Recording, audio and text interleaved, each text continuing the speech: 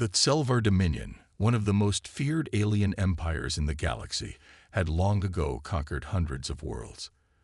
Their fleet was vast and powerful, equipped with technology that humans could barely imagine. For years, the Selvar had been watching Earth from afar, waiting for the right moment to strike. They believed humanity was weak, divided, and would surrender without a fight. It was a common outcome for lesser species. Why should Earth be any different? When that Selvar fleet finally appeared in the sky, it was like something out of a nightmare. The dark ships filled the heavens, blocking out the sun. Thousands of them, each capable of obliterating entire cities with a single blast. From Earth's vantage point, the ships looked like a swarm of locusts descending upon a helpless field. The Selvar commander, Harnack, was confident that humanity would bow to their demands. His voice echoed through the communication channel. "Humans of Earth, you have been selected for assimilation. Surrender now, or face complete annihilation." The message was clear. That Selvar had done this before. Their empire had crushed so many civilizations, and none had ever dared to fight back. They assumed Earth would be no different. But what they didn't expect was the humans' reaction. Instead of terror or submission, they received a surprising reply. A human leader, President Erica Brooks, stood before the world's population in a broadcasted address. "We will never surrender," she said firmly. "If you want to fight us, we'll give you a fight you won't forget." The Selvar laughed at the audacity. They had superior technology, vast numbers, and an entire fleet at their disposal. They were certain this would be quick. In their eyes, humanity was no match for them. As the Selvar ships hovered over Earth's major cities, they began their first attack. Massive energy beams rained down from the sky, targeting military bases, government centers, and key infrastructures. Cities like New York, London, and Tokyo were reduced to ashes in moments. The humans, however, did not collapse. Despite the devastation, there was no sign of panic. In fact, the attacks seemed to spark something in the hearts of the survivors: determination. In underground bunkers and hidden military bases, human soldiers quickly mobilized. A secret network of defenses, long built in anticipation of something like this, began to come to life. A few days after the initial bombardment, Earth's forces launched their first counterstrike. It wasn't much at first: small fighter jets, missiles, and a few newly developed defense systems. But the Selvar fleet was caught off guard. The attacks were small, scattered, but relentless. And the Selvar were shocked. Despite being outgunned and outnumbered, humans refused to back down. No matter how many cities that Selvar destroyed, humanity fought on. Every blast, every bomb, every loss only seemed to strengthen their resolve. Commander Harnack couldn't understand it. This wasn't how it was supposed to go. Humans were supposed to break, just like all the others before them. But Earth's fight had only just begun. And that Selvar were about to learn that humanity was a force unlike any they had encountered before. The Selvar were not used to challenges. For centuries, their empire had swept across the galaxy, crushing worlds with little effort. But now they faced an unexpected problem. Earth was not like the others. No matter how much damage the Selvar caused, humanity refused to give in. Commander Harnack had underestimated Earth's resistance. His fleet had already decimated several major cities, but instead of seeing fear and surrender, he saw defiance. Earth's people were fighting back. It wasn't much at first: small groups of soldiers, scattered strikes, and a few missile launches. But it was enough to send a clear message: humanity wasn't afraid. In the wreckage of New York, a ragtag group of survivors worked together to rebuild. Soldiers and civilians joined forces, setting up traps and small weapons to ambush any Selvar scouts that ventured too close. They called themselves the Resistance, and their leader, Sergeant James Carter, was determined to prove that Selvar wrong. "We're not going down without a fight," Carter said, rallying the survivors. "They might have the firepower, but we have something they don't: our will to survive." Back in space, the Selvar continued their bombardment, expecting the humans to break soon. But instead of retreating, Earth's scattered forces grew bolder. The first real counterattack came just a week after the initial strike. A small group of human pilots, trained to adapt quickly, used the wreckage of their own ships to craft makeshift weapons. They ambushed the Selvar fleet with a series of surprise attacks. The humans' ingenuity caught the Selvar off guard. They had expected primitive weapons to be ineffective, but what they didn't realize was that humans had something the Selvar didn't: creativity. Earth's fighters, flying their patched-together planes and jets, targeted weak spots in the Selvar fleet. They hit the ships with missiles that were made from salvage technology. The results were shocking. A Selvar destroyer exploded in space as a group of human pilots managed to outmaneuver the enemy. The explosion sent shockwaves through the Selvar fleet, causing several ships to veer off course. It was a small victory, but it sent a message.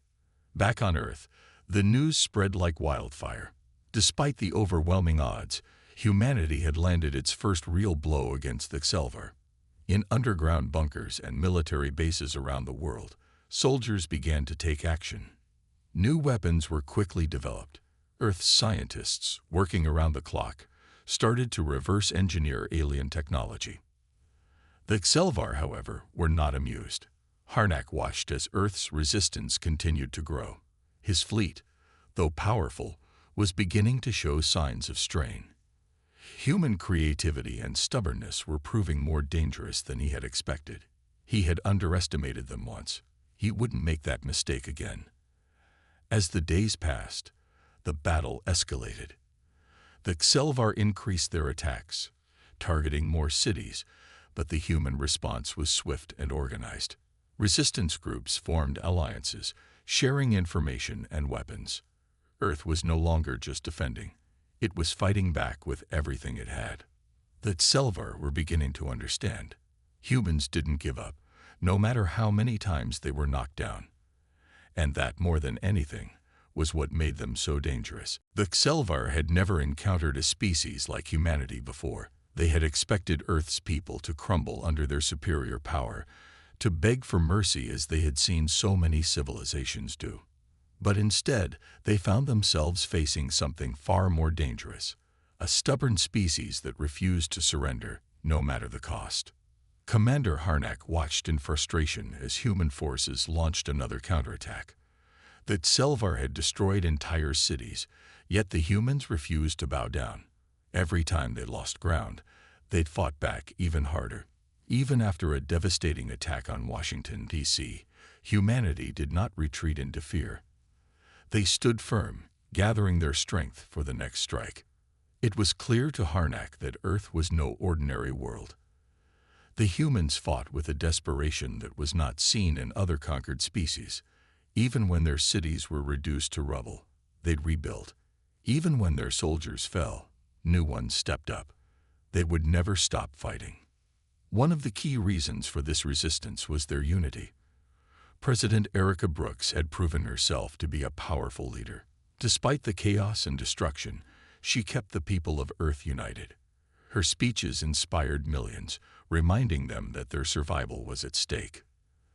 That Selvar might have the firepower, she said in one of her broadcasts, but we have the will. And as long as we're alive, we'll keep fighting.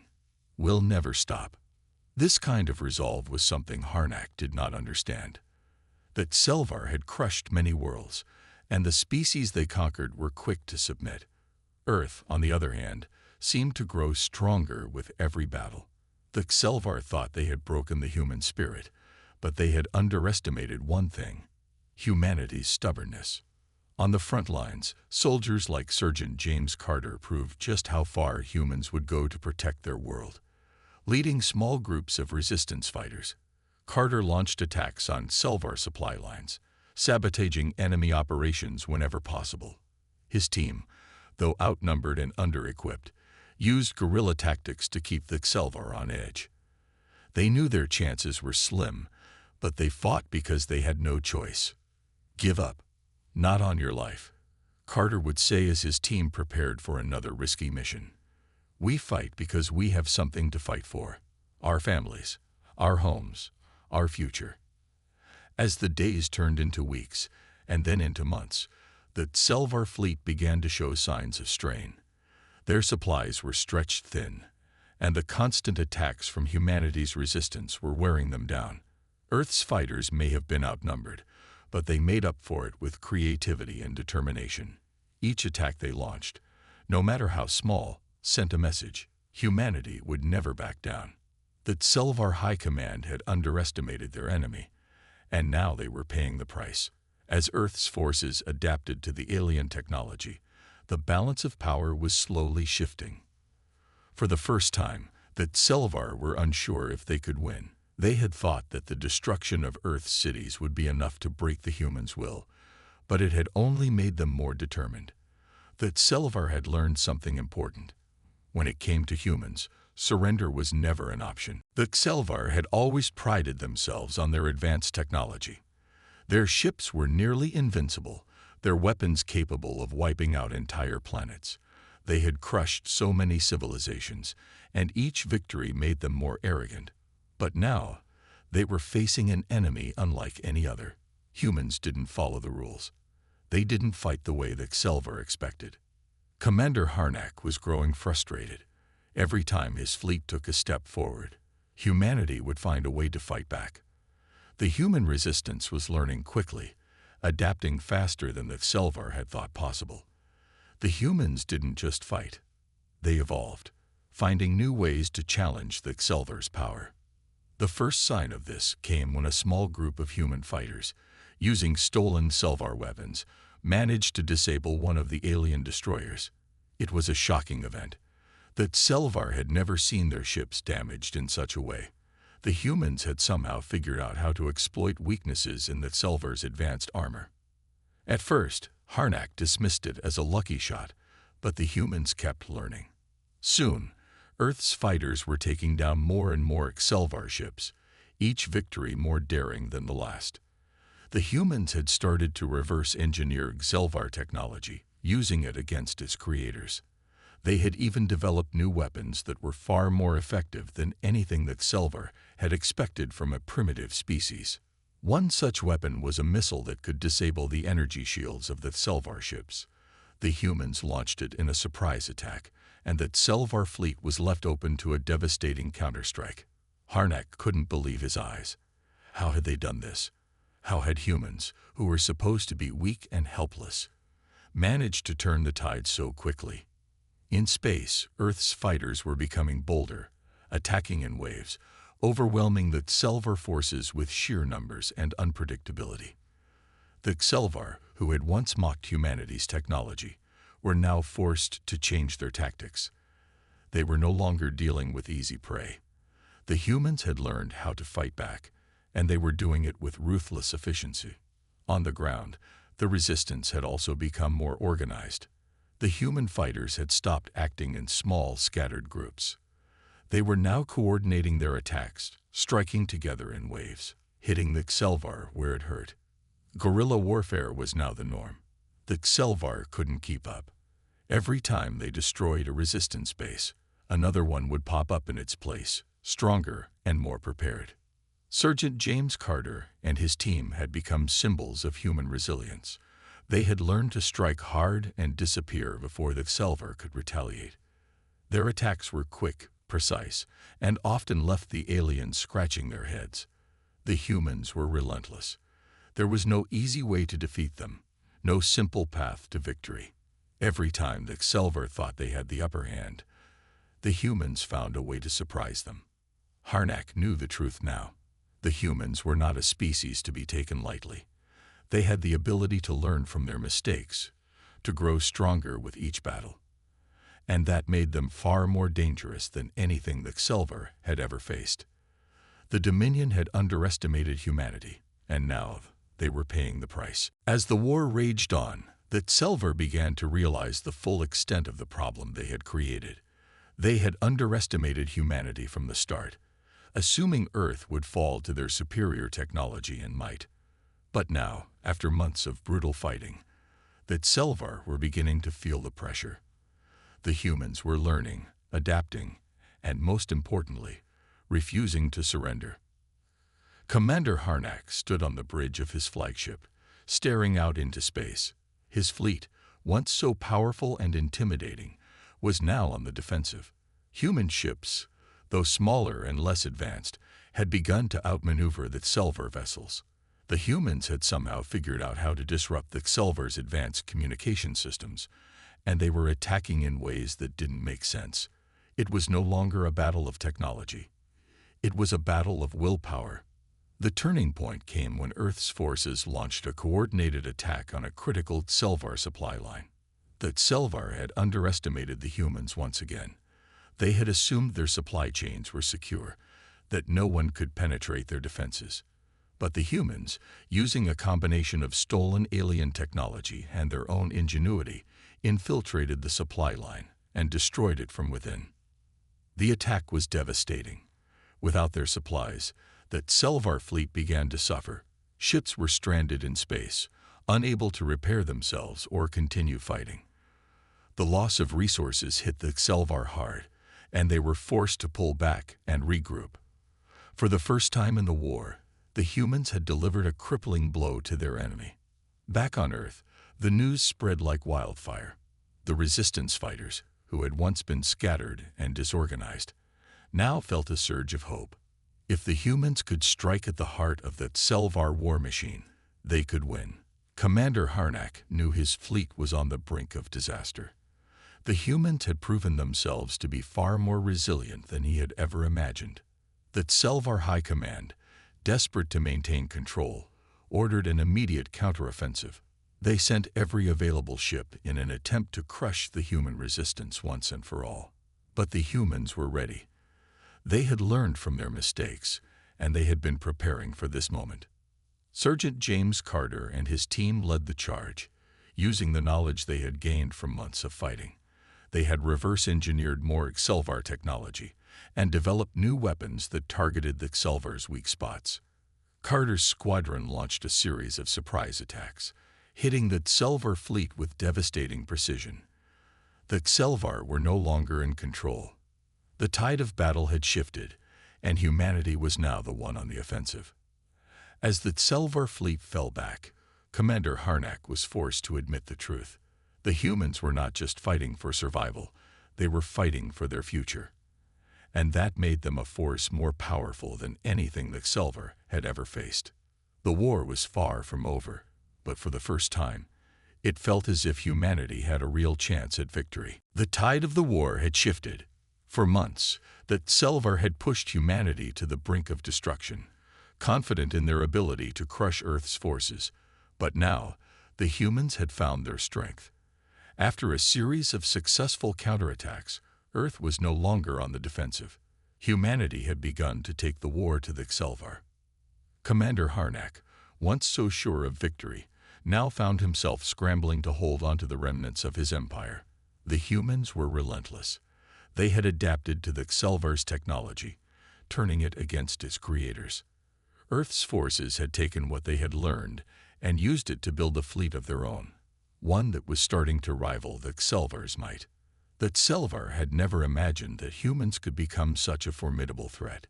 In the vastness of space, Earth's ships now flew with deadly purpose, engaging the Selvar in a battle they had once thought impossible. The humans had not only learned how to fight, they had learned how to fight on their terms. It began with small-scale raids. Human ships, using stolen Selvar technology, would attack weak points in the Selvar's outer colonies. These were swift, precise strikes, meant to disrupt the Selvar's operations and cause chaos in their ranks. The attacks were successful, leaving the Selvar scrambling to respond. Soon, the humans escalated their efforts. They launched a full-scale offensive against a critical Selvar outpost in the Andromeda sector. The Selvar were caught completely off guard. Earth's fleet, equipped with reverse-engineered weapons and enhanced tactics, launched an all-out assault on the outpost. The battle was fierce, but the humans showed no signs of backing down. Every wave of attack was met with a stubborn resistance, pushing the Selvar forces to the breaking point. The result was devastating for the Selvar. The outpost, once considered a key part of their war effort, was destroyed. The humans had done the impossible. They had struck at the heart of the Xelvar's control. The loss sent shockwaves through the Xelvar dominion. Back on Earth, the victory was celebrated as a turning point in the war. But President Erica Brooks knew the battle was far from over. "We've taken the first step," she said in a televised speech, "but we have a long way to go. The Xelvar may have more ships, but they are not prepared for the fight we're bringing to them." Humanity's resolve was stronger than ever. The message was clear. Earth would no longer stand by and wait for the Xelvar to strike. Humanity had taken the war to the enemy, and it was proving to be a game-changer. Commander Harnack, however, was not ready to admit defeat. He was determined to stop the humans, no matter the cost. But for the first time, he could feel the weight of uncertainty. The humans were no longer the helpless species he had once thought them to be. They were now a force to be reckoned with, and the Xelvar were starting to learn the hard way. Humanity's counteroffensive had begun, and the Xelvar were on the back foot. The Xelvar Dominion had never faced a challenge like this. For centuries, they had conquered and crushed countless worlds, each one falling before their superior technology and strength. But Earth had proven to be different. The humans, despite all odds, had fought back. Now, their relentless resistance had reached a point where even Commander Harnack was unsure of victory. The humans had taken the war to the Xelvar, hitting them where it hurt the most. Their fleets were growing, their strategies evolving. With each passing day, Earth's forces were becoming more organized, more deadly. The Xelvar, once so confident in their superiority, now found themselves on the defensive. Harnack paced on the bridge of his flagship, his mind racing. The humans had already destroyed several key Xelvar outposts, and now they were threatening the core of their empire. It was clear the humans weren't just fighting for survival anymore. They were fighting for something more, for their future, their homes, and their way of life. And it was that very determination that made them so dangerous. Desperation set in as the Xelvar scrambled to come up with a plan. Their once mighty fleet was scattered, struggling to maintain their hold on the galaxy. The humans had a new weapon, unity. They had learned to fight as one, to coordinate their efforts and strike swiftly and decisively. Every Xelvar commander now knew that if they made a mistake, the humans would exploit it. The Xelvar High Command, feeling the pressure mounting, issued an order for a final, all-out assault on Earth. They had one goal: to crush the human resistance once and for all. It would be the most massive attack the Xelvar had ever launched, an attempt to end the war in a single stroke. Back on Earth, the human resistance was preparing for the worst. They knew the Xelvar wouldn't give up easily. Sergeant James Carter, now a symbol of humanity's resolve, stood before his team, rallying them for the coming battle. "They're coming at us with everything they've got," Carter said. "But we've got something they don't: our will to fight. They may have the ships, the weapons, but they don't have our determination.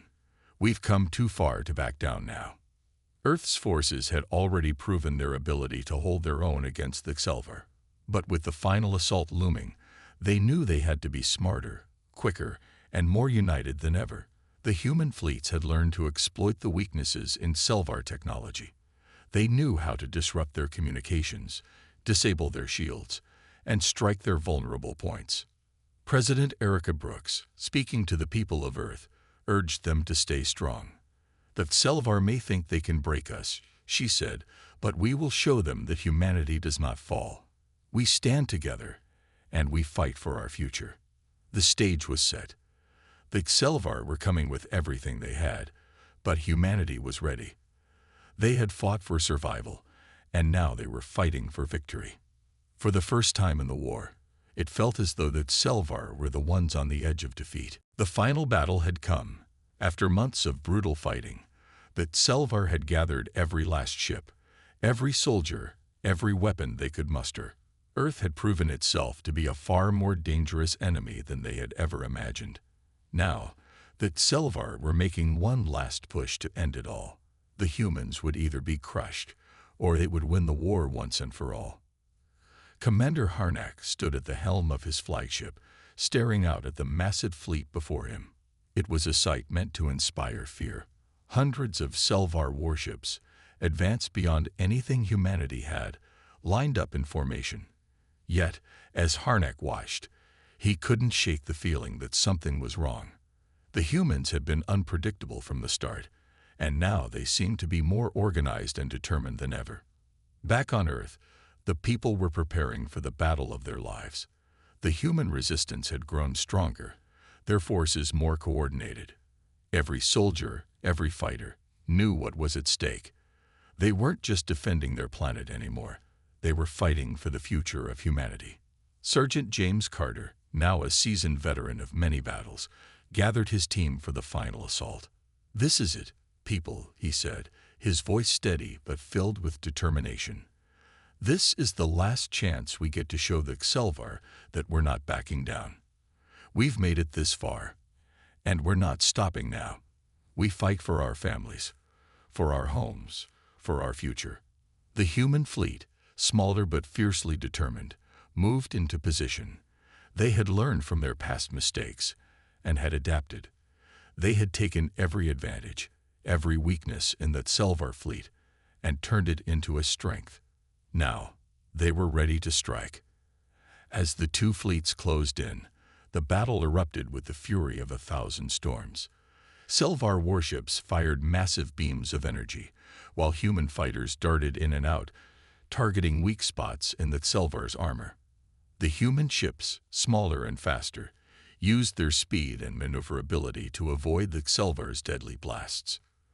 The fight was intense, with explosions lighting up the dark expanse of space. But it wasn't just the firepower that was making the difference. It was the human spirit. They fought with everything they had, refusing to back down. Each victory, no matter how small, was a testament to their resilience. Back on Earth, the people watched in fear and hope. The battle in space was mirrored on the ground, as resistance fighters clashed with Selvar forces in the streets of every major city. Earth had become one massive battlefield, but its people were united like never before. The tide began to turn. As the human fighters closed in on the Selvar flagship, the Selvar's communication system was hacked, causing confusion in their ranks. It was the final push. Earth's forces launched a coordinated strike, hitting the Selvar flagship with everything they had. In space, Harnack could see his fleet beginning to break. One by one, Selvar ships were falling. The humans were more organized, more determined. They were not just fighting to survive, they were fighting to win. And now, it was clear that victory was within their reach. The Selvar had underestimated humanity for too long. And now, it was too late to stop them. The battle was over. The Selvar fleet, once so mighty and feared, had been shattered. The Selvar flagship, the heart of their military power, was destroyed, its wreckage drifting helplessly in space. Earth's forces had not just survived, they had triumphed.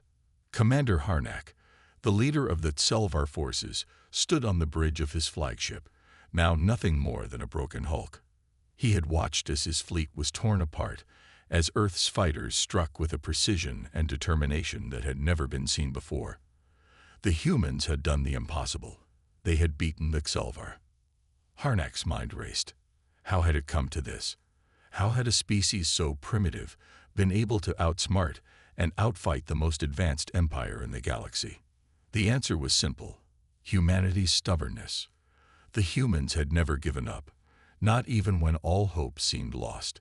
They had fought for their planet, for their future, and that made them stronger than any technology or weapon that Selvar possessed. Back on Earth, the celebrations were overwhelming. People filled the streets, cheering for their victory. It had been a long and painful road, but humanity had won. They had proven that even in the face of overwhelming odds, they could rise up and defend their world. President Erica Brooks addressed the people, her voice filled with pride and hope. "This is our victory. We fought for our homes, our families, and our future. Today, humanity stands united, stronger than ever before. We showed the Selvar that we will never back down. And now we look forward to a future of peace, hope, and rebuilding. The war had taken a heavy toll on Earth. Cities were destroyed, millions had lost their lives, and the scars of the battle would remain for years to come. But humanity had emerged victorious, and they had learned valuable lessons. They had learned the true meaning of unity, of resilience, and of never giving up. The human survivors, once divided and disorganized, now stood together as one. The resistance fighters who had once fought in secret now stood proudly beside the soldiers, scientists, and civilians who had supported them. The people of Earth had rebuilt their world, piece by piece, and were now ready to take the next step. The Xelvar, defeated and broken, withdrew from Earth's space, their empire crumbling in the wake of their failure. They had learned a hard lesson, one they would never forget. Humanity was not to be underestimated. The Xelvar had thought they could destroy Earth, but instead they had awakened something far more powerful, the spirit of humanity. As President Brooks stood on the steps of the White House, looking out over a world that had been forever changed, she knew that this victory was only the beginning. Humanity's future was bright, and as long as they stood together, no force in the galaxy could ever defeat them. The Xelvar had learned the hard way. Humans never back down. And that was something the galaxy would never forget.